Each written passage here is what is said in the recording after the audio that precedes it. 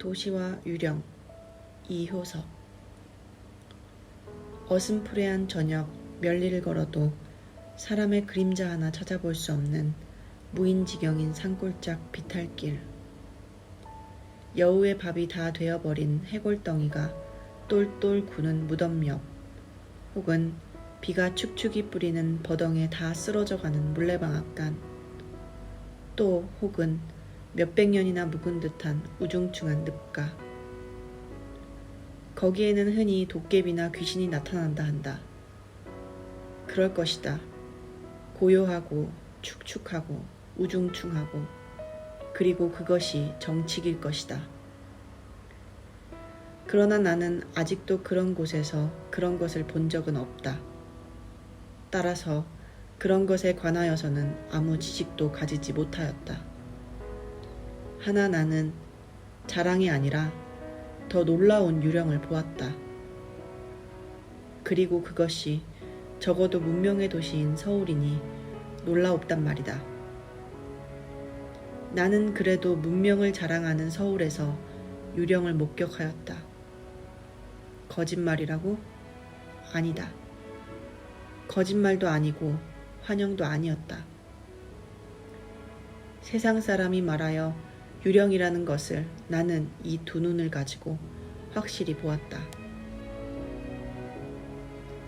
어떻든 길게 말할 것 없이 다음 이야기를 읽으면 알 것이다. 동대문 밖에 상업학교가 가제될 무렵이었다. 나는 날마다 학교 집터에 미쟁이로 다니면서 일을 하였다. 남과 같이 버젓하게 일정한 노동을 못하고 밤낮 뜨내기 벌리꾼으로 밖에는 돌아다니지 못하는 나에게는 그래도 몇 달 동안은 입에 풀칠을 할 수 있었다.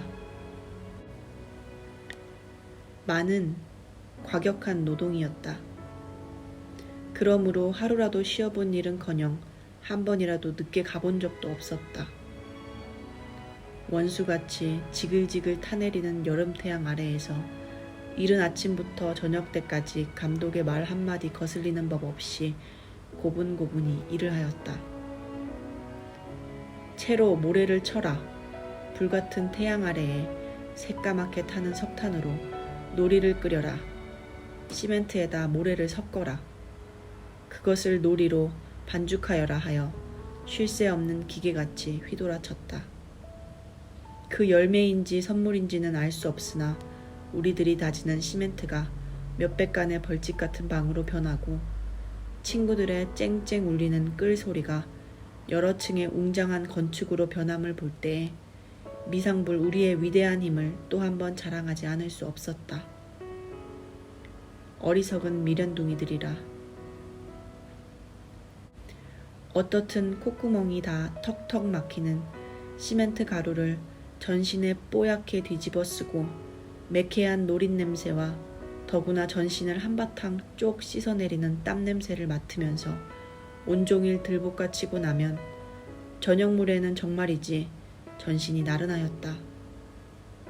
그래도 집안 식구들을 생각하고 끼니거리를 생각하면 마지막 힘이 났다. 일을 마치고 정신을 가다듬어 가지고 1인 감독의 집으로 간다. 삭전을 얻어가지고 그 길로 바로 술집에 가서 한 잔 빨고 나면 그제야 겨우 제 세상인 듯 싶었던 것이다. 술. 사실 술처럼 고마운 것은 없었다. 버쩍버쩍 상하는 속, 말할 수 없는 피로를 잠시라도 잊게 하는 것은 그래도 술의 힘이었다. 그날도 나는 술김에 얼근하였었다.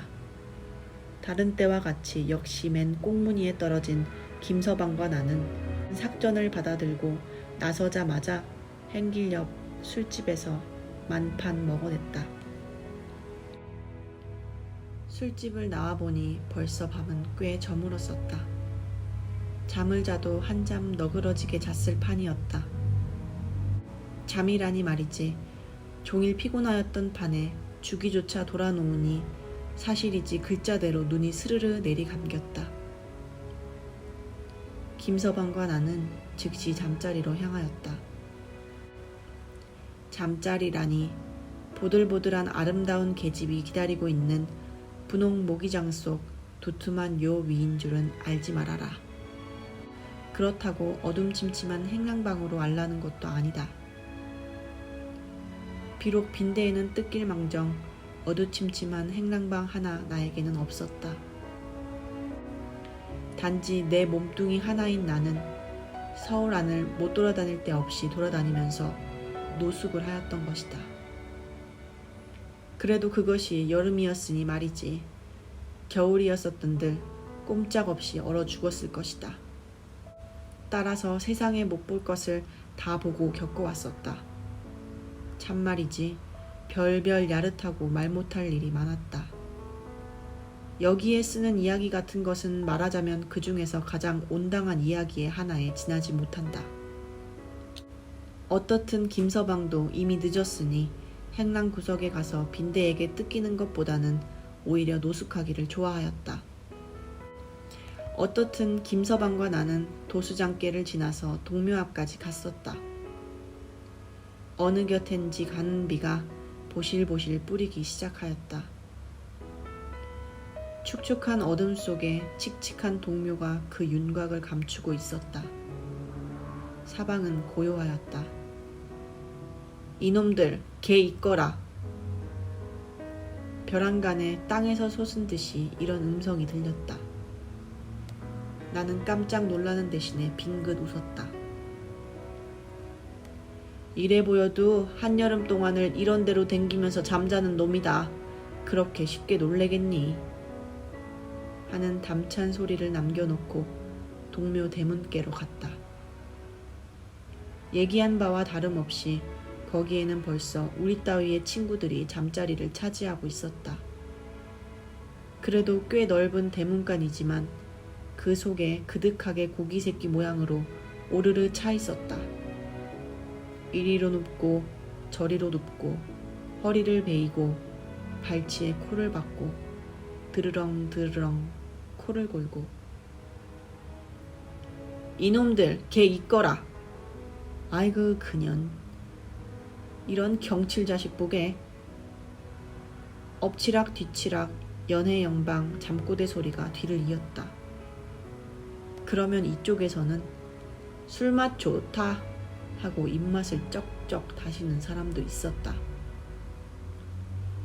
그 바람에 나도 끌려서 어느 결에 쩍쩍 다시려던 입을 꾹 다물어버리고 나는 어이가 없어 웃으면서 김서방을 둘러보았다.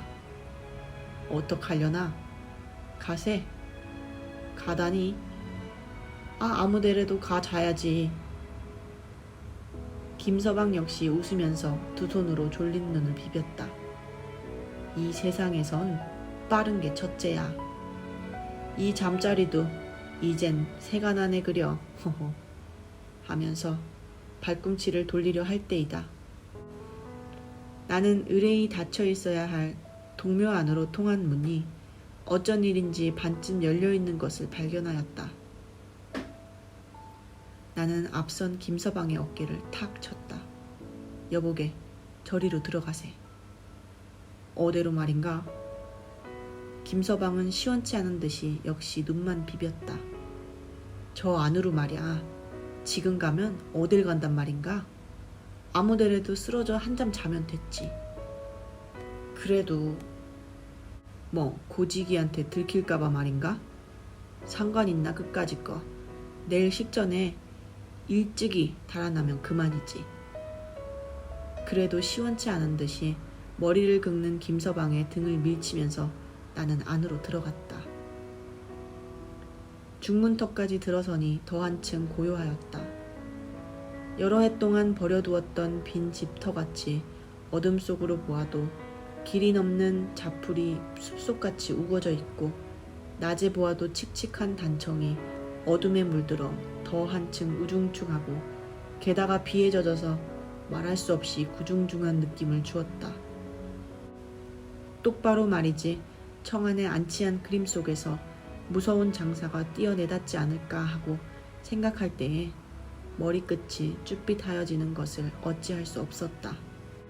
거진 옷을 적실만하게 된 빗발을 피하여 앞들을 지나 넓은 처마 밑에 이르렀다. 그 자리에 그대로 푹 주저앉아 겨우 안심한 듯이 숨을 내쉬었다. 그때이었다. 에그, 저게 뭔가 이 사람. 김서방은 선뜻 나의 팔을 꽉 잡았다. 그이 가리키는 곳에 시선을 옮긴 나는 새삼스럽게 놀라지 않을 수 없었다. 벼랑간에 소름이 쭉 솟고 머리끝이 또다시 쭈뼛하였다. 불과 몇 간 안 되는 건너편 정전 옆에 두어 개의 불덩어리가 번쩍번쩍 하였다. 정전의 탓이었던지 파랗게 보이는 불덩이가 땅을 휘휘 기다가는 훌쩍 날고 날다가는 꺼져버렸다. 어디선지 또 생겨서는 또 날다가 또 꺼졌다. 무섬 잘 타기로 유명한 왕눈이 김서방은 숨을 죽이고 살려달라는 듯이 나에게로 바짝 붙었다. 하하하하. 나는 모든 것을 다 이해하였다는 듯이 화련히 웃고 땀을 빠지지 흘리고 있는 김서방을 보았다. 미쳤나 이 사람? 오히려 화기가 버럭난 김서방은 말끝도 채 못 맞췄다. 하하하, 속았네 속았어. 속았어. 개똥불을 보고 속았단 말이야. 하하. 뭐 개똥불? 김서방은 그래도 못 믿었다는 듯이 그 큰 눈을 아직도 휘둥그렇게 뜨고 있었다. 그래 개똥불이야. 이거 보려나? 하고 나는 손에 잡히는 작은 돌멩이를 하나 집어들었다. 그리고 두어 걸음 저벅저벅 뜰 앞까지 나가서 역시 반짝거리는 개똥불을 겨누고 돌을 던졌다. 하나 나는 짜장 놀랐다. 돌을 던지면 헤어져야 할 개똥불이 헤어지긴커녕 요번에는 도리어 한 군데 모여서 움직이지도 않고 그 무슨 정세를 살피는 듯이 고요히 이쪽을 노리고 있지 않은가. 나는 또 숨을 죽이고 그곳을 들여다보았다. 오, 그때 나는 더 놀라운 것을 발견하였다. 꺼졌다 또 생긴 불에 비쳐 협수룩한 산발과 똑똑지 못한 희끄무레한 자태가 완연히 드러났다. 그제야 흥흥하는 후렴없는 신음조차 들려오는 줄을 알았다. 에그머니? 나는 순식간에 달팽이같이 오므러졌다. 그리고 또 부끄러운 말이지만 겨우 정신을 차렸을 때에 나는 동묘 밖 버드나무 밑에 쓰러져 있는 내 자신을 발견하였다. 사실 꿈에서나 깨난 듯 하였다. 곁에는 보나 안 보나 파랗게 질린 김서방이 신장대 모양으로 벌벌 떨고 있었다. 밤이 이슥하였는데 집으로 돌아가기도 무엇하니 나머지 밤을 동대문께 가서 새우자고 김서방이 제언하였다. 비는 여전히 뿌리고 있었다. 뒤에서 무엇가 쫓아오는 듯하여 연해연방 뒤를 돌려보면서 큰 행길에 나섰을 때에는 파출소 붉은 전등만 보아도 산 듯 싶었다. 허둥허둥 동대문 담 옆까지 갔었다. 고요한 담 밑에는 아무것도 없었다. 모든 것을 집어삼킨 캄캄한 어둠 밖에는 물론 파란 도깨비 불도 없었다. 애초에 이리로 왔더라면 아무 일도 없었을걸. 후에 비슷하게 탄식하고 어디가 어디인지 분간할 수 없어서 에라 아무데나 하고 그 자리에 푹 주저앉았다. 하자 나는 놀라기 전에 갓잎이 싸늘해졌다.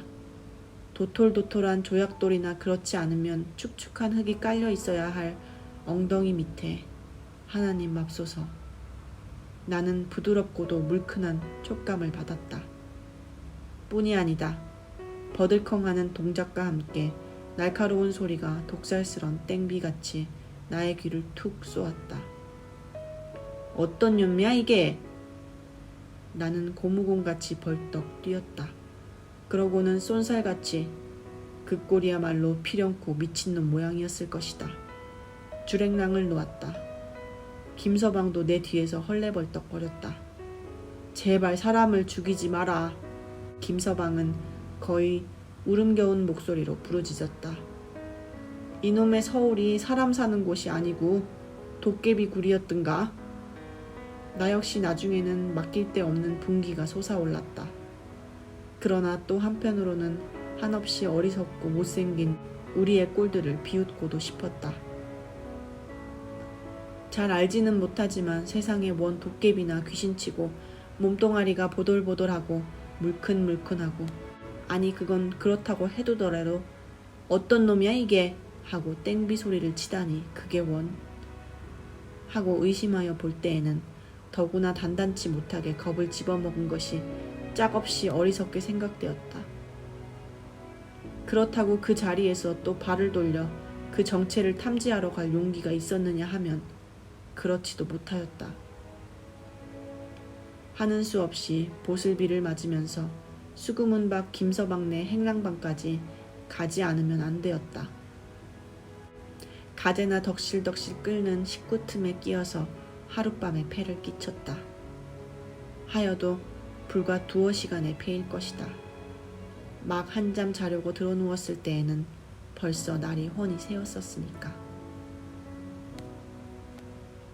이렇게 하여 나는 원 무엇이 씌었던지 하룻밤에 2번씩이나 도깨비인지 귀신한테 혼이 났었다. 사실 몇 해수는 감하였을 것이다. 그러나 대체 누구를 원망하면 좋았으리요. 술 먹고 늑장을 댄 내 자신일까? 노숙하지 않으면 아니 된 나의 운명일까? 혹은 도깨비나 귀신 그것일까?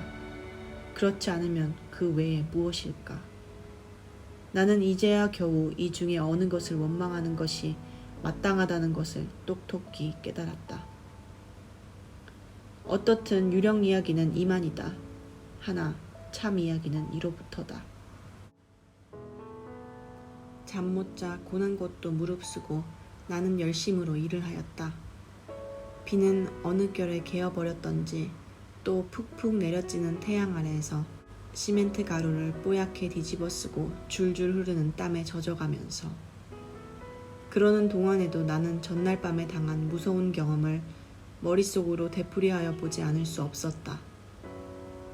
도깨비면 도깨비인가 보다 하고만 생각하여 두면 그만이었지만은 그래도 그것을 그렇게 단순하게 씩 닦아버릴 수는 없었다. 대체 원 도깨비가? 하고 요리조리로 무한히 생각하였다. 하나 아무리 생각한다 하더라도 결국 나에게는 풀지 못할 수수께끼에 지나지 못하였다. 하는 수 없이 나는 점심시간을 타서 친구들에게 그 이야기를 하였다. 모두들 적지 않은 흥미를 가지고 들었다. 뭐 도깨비? 2층 꼭대기에 시멘트를 갖다주고 내려온 맹꽁인 유서방은 등에 메었던 통을 내려놓기도 전에 눈을 휘둥그렇게 떴다. 내가 있었더라면 그까짓 걸 그저? 벤또를 박박 긁던 달냉이 최서방은 이렇게 뽐냈다.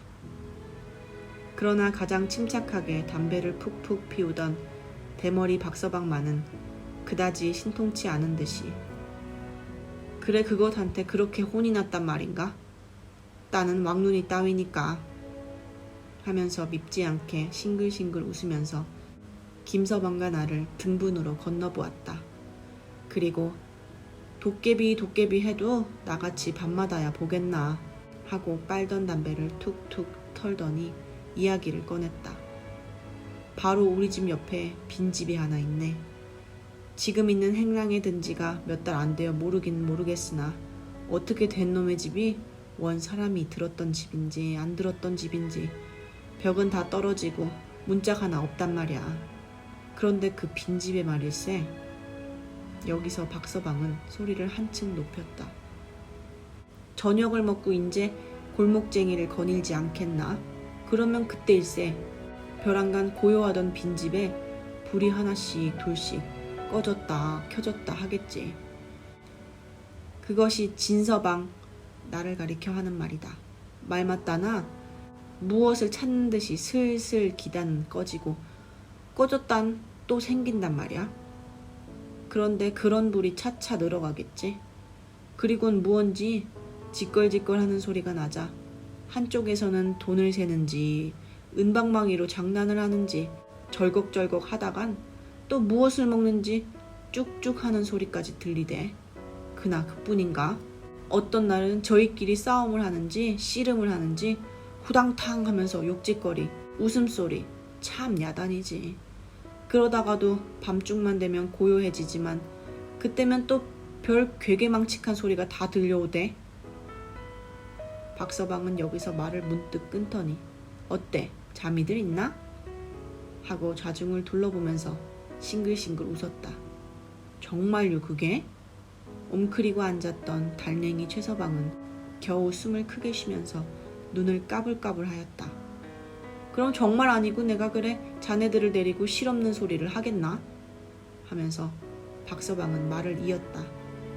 하나 너무 속지들은 말게. 그런 도깨비는 비단 그 빈집에나 진서방들 혼난 데만 있는 것이 아닐세. 위선밤에 동관이나 혹은 동묘께만 가보게 시글시글 할 테니. 나의 도깨비 이야기를 하여 의심을 풀려든 나는 박서방의 도깨비 이야기로 하여 그 의심을 더 한층 높였을 따름이었다. 더구나 뼈있는 그의 말과 뜻있는 듯한 그의 웃음은 더 한층 알지 못할 수수께끼였다. 그럼 대체 그 도깨비가 무엇이란 말이오? 내가 이 자리에서 길다게 말할 것 없이 자네가 오늘 저녁에 또 한 번 가서 찬찬히 살펴보게. 그러면 모든 것이 얼음장같이 할 때 박서방의 곁에 시커먼 것이 나타났다. 무슨 얘기했소? 1인 감독의 일할 시간이 왔다는 것을 고하는 듯한 소리였다. 오소 일이 해야지. 모두들 툭툭 털고 일어났다.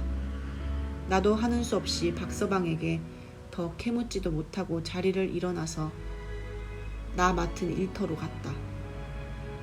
그날 저녁이다. 결국 나는 또 한 번 거기를 가보기로 작정하였다. 물론 김서방은 뺑소니를 치고 나 혼자다. 뻔히 도깨비가 있는 줄 알면서 또 가기는 사실 속이 캥겼다. 하나 또 모든 의심을 풀어버리고 그 진상을 알려 하는 나의 욕망은 그보다 크면 컸지 결코 적진 않았다. 나는 장차 닥쳐올 모험에 가슴을 벌떡이면서 발에다 용기를 주었다. 그까짓 거 여차직하면 이걸로 하고 손에 든 몽둥이. 나는 만일의 경우를 염려하여 몽둥이 하나를 준비하였던 것이다. 번쩍 들 때에 나는 저절로 흘러나오는 미소를 금할 수 없었다. 도깨비를 정복하러 가는 유령장군 같이도 생각되어서 사실 한다 하는 X자 놈들이면 몰라도 무엇을 못 먹겠다고 하필 가난뱅이 노숙자들을 못살게 굴고 위협과 불안을 주는 유령을 정복하여 버리는 것은 사실 뜻있고도 용맹스런 사업일 것이다. 고 나는 생각하였다. 어떻든 장차 닥쳐올 모험에 가슴을 벌떡이면서 발에다 용기를 주었다.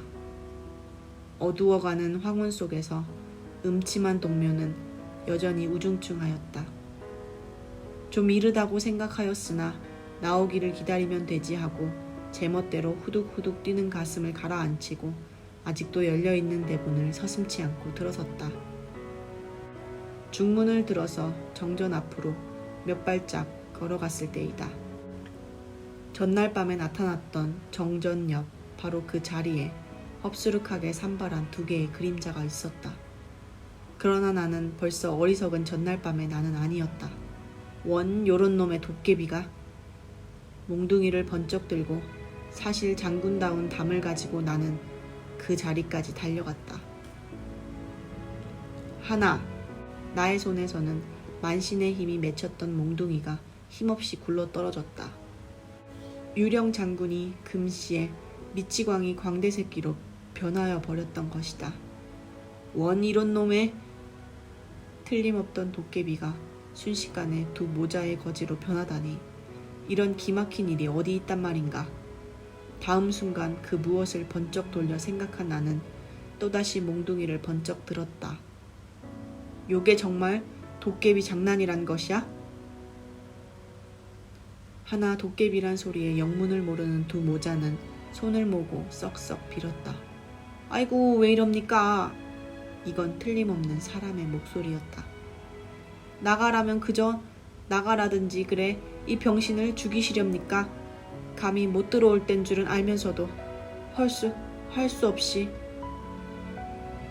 눈물겨운 목소리로 이렇게 사죄를 하면서 여인네는 일어나려고 무한히 애를 썼다. 어린애는 울면서 그를 붙들었다. 역시 광대에 지나지 못한 나는 너무도 경솔한 나의 행동을 꾸짖고 겨우 입을 열었다. 아니오, 앉아 계시오. 나는 고지기도 아무것도 아니니. 네?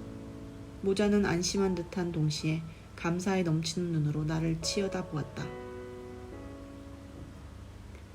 어젯밤에 여기에 아무것도 나오지 않았소? 무엇가 무언지 분간할 수 없는 나는 이렇게 물었다. 네? 나오다니요? 아무것도 나오진 않았습니다. 그리고 단지 우리 모자밖에는 여기 아무것도 없었습니다. 여인네는 어사무사하여서 이렇게 대답하였다. 그럼 대체 그 불은? 나는 그래도 속으로 의심하면서 주위로 눈을 휘둘렀다. 무슨 일이나 생겼습니까? 정말 저희들밖에는 아무것도 없었습니다. 그리고 저희는 저지른 것도 없습니다. 밤중은 돼서 다리가 하도 아프길래 약을 바르려고 찾으니 생전 있어야지요. 그래 그것을 찾느라고 성냥 한 갑을 다 거내버린 일밖에는 아무것도 없었습니다. 하고 여인네는 한쪽 다리를 훌떡 걷었다. 그리고 눈물이 그 다리 위에 뚝뚝 떨어지기 시작하였다. 나는 모든 것을 얼음장 풀리듯이 해득하기는 하였으나 여기서 또한 참혹한 그림을 보지 않으면 안 되었다. 그의 훌떡 걷은 한편 다리. 그야말로 눈으로는 차마 보지 못할 것이었다. 발목은 끊어져 달아나고 장단지는 나뭇개비같이 마르고 채 아물지 않은 자리가 시퍼렇게 질려 있었다. 그놈의 원수의 자동차.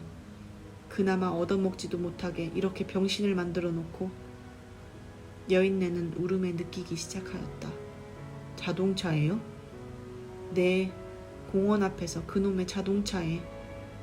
나는 문득 어슴푸레한 나의 기억의 한 귀퉁이를 번개같이 되풀이하였다. 달포전 어느 날 밤이었다. 그날도 나는 이유 없이가 아니라 바로 말하면 바람 쏘이러 밤 장안을 헤매고 있었다. 장안의 여름밤은 아름다웠다. 낮 동안에 이글이글 타는 해에 익은 몸뚱아리에 여름밤은 둘없이 고마운 선물이었다. 여름의 장안 백성들에게는 욱신욱신한 거리를 고무풍선같이 떠다니는 파라솔이 있고 땀을 들여주는 선풍기가 있고 타는 목을 식혀주는 맥주 거품이 있고 은접시에 담긴 아이스크림이 있다. 그리고 또 산 차고 물 맑은 피서지 산방이 있고 서광사가 있고 인천이 있고 원산이 있다. 그러나 그런 것은 꿈에도 못 보는 나에게는 머루알빛 같은 밤 하늘만 치어다보아도 차디찬 얼음 냄새가 흘러오는 듯하였다. 이것만 하더라도 밤 장안을 헤매이는 것은 무의미한 일은 아니었다. 게다가 무엇보다도 거리 위에 낮 거미새끼같이 흩어진 계집의 얼굴은 사려분 냄새만 맡을 수 있는 것만 하여도 사실 밤 장안을 헤매이는 값은 훌륭히 될 것이었다. 그러나 장안의 여름밤을 아름다운 꿈으로만 생각하는 것은 큰 실수이다. 거기에는 생활의 무거운 짐이 있다. 잔칫집 마당같이 들볶아치는 야시에는 하루면 24시간의 끊임없는 생활의 지긋지긋한 그림이 벌려져 있었다. 거기에는 낮과 다름없이 역시 부르짖음이 있고 싸움이 있고 땀이 있었다. 그러나 아무튼지 간에 가슴을 씻겨주는 시원한 맛은 싫은 것은 아니었다. 여름밤은 아름다웠다. 그런 고로 나는 공원 앞 큰 행길 옆에 사람이 파도를 일으키면서 요란히 수물거리는 것은 구태여 볼 것 없이 술김에 얼큰한 주객이나 그렇지 않으면 야시의 음악가 깽깽이 타는 친구를 둘러싸고 있는 것이려니 생각하고 여름밤이니까 혼자 중얼거리면서 무심코 그곳을 지나려 하였다. 그러나 사람들의 수물거리는 봄이 주정꾼이나 혹은 깽깽이군의 경우와는 달랐다. 그리고 무엇보다도 노자 노자 젊어 노자 먹고 마시고 만판 노자 하는 주객의 노래는 안 들렸다. 그렇다고 밤사람을 취하게 하는 아름다운 깽깽이 노래도 들려오진 않았다. 그러면 대체 나의 발길은 부지중에 그리고 향하였다. 뭐? 겨우 요술꾼 약장수야? 나는 거의 실망에 가까운 어조로 이렇게 중얼거리고 대수롭지 않은 듯이 발길을 돌이키려 할 때이다. 사람들의 수물거리는 틈으로 나는 무서운 것을 보았다. 군중의 숲에 쌓여서 안 보이던 한 채의 자동차와 그 밑에 깔린 여인네 하나를 보았다. 바퀴 밑에는 선열이 임리하고 그 옆에는 거지아이 하나가 목을 놓고 울면서 쓰러져 있었다. 자동차 안에는 하고 보니 아니나 다를까 불량배와 기생년들이 그득하였다. 오라질년 놈들, 자동차를 타니 신이 나서 사람까지 치니 뭔 끔찍도 해라. 이런 말 한마디를 주우면서 나는 어느 결에 그 자리를 밀려져 나왔었다. 그래 당신이 나는 되풀이하던 기억의 끝을 문득 돌려 이렇게 물었다. 네, 그렇답니다.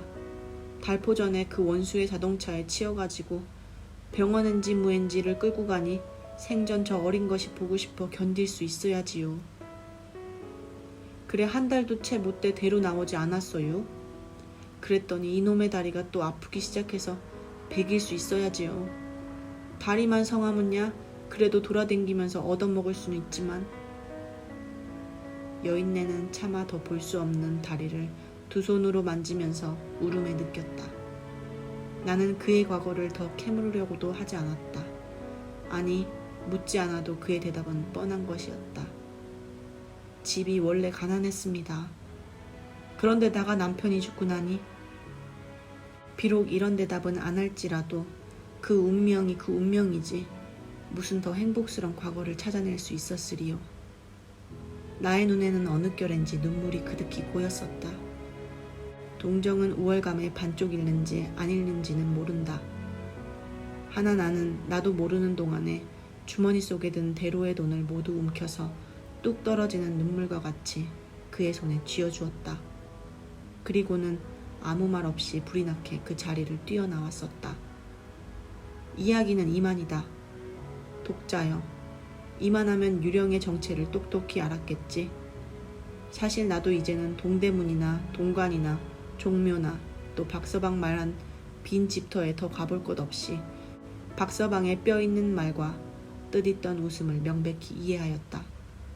그리고 나는 모두 나와 같은 운명을 가진 애매한 친구들을 유령으로 생각하고 어리석게 군 나를 실컷 웃어도 보고 뉘우쳐 보기도 하였다.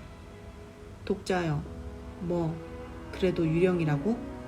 그래 그럼 유령이라고 해두자. 그렇게 말하면 사실 유령일 것이다.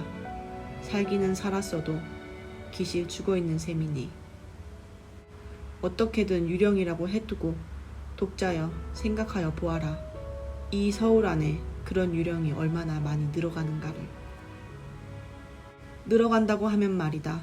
또 되풀이하는 것 같지만 첫 페이지로 돌아가서 어슴푸레한 저녁 멸리를 걸어도 사람의 그림자 하나 찾아볼 수 없는 무인지경인 산골짝 비탈길, 여우의 밥이 다 되어버린 해골덩이가 똘똘 구는 무덤 옆, 혹은 비가 축축이 뿌리는 버덩에 다 쓰러져가는 물레방앗간, 또 혹은 몇백 년이나 묵은 듯한 우중충한 늪가.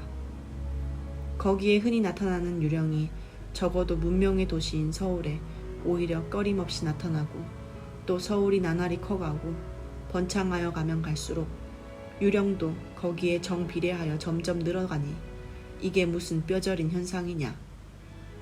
그리고 그 얼마나 비논리적 마술적 아지못해 사실이냐. 맹랑하고도 기막힌 일이다. 두말할 것 없이 이런 비논리적 유령은 결코 있어서는 안 될 것이다. 그러면 어떻게 하면 이 유령을 늘어가지 못하게 하고, 아니 근본적으로 생기지 못하게 할 것인가? 현명한 독자여, 무엇을 주저하는가? 이 중하고도 큰 문제는 독자의 자각과 지혜와 힘을 기다리고 있지 않은가?